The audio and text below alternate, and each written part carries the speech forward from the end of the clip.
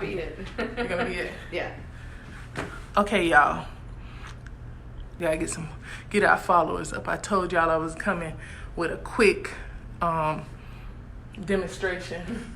A quick demonstration on what to do at home, like if you start to feel the mucus build up in your chest.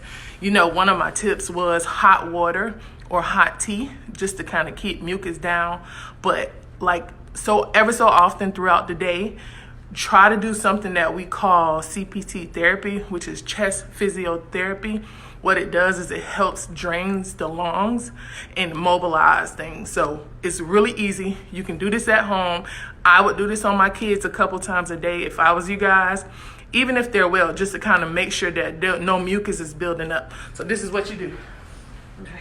So we literally have beds that do this, but you can do, and we both are COVID negative, so I can touch her for now.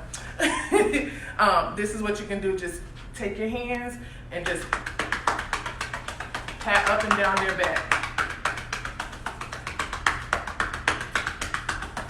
Actually feels pretty good. She said it feels good.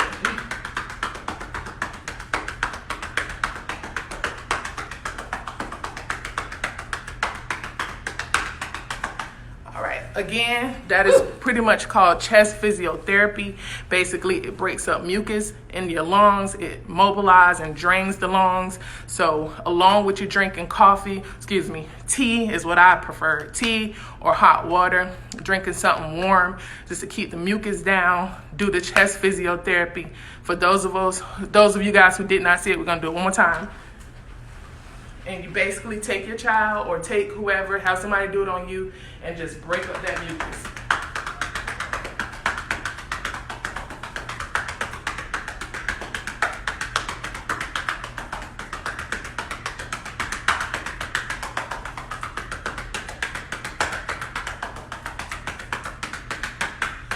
All right, and that's basically what we're doing on all our COVID-19 patients.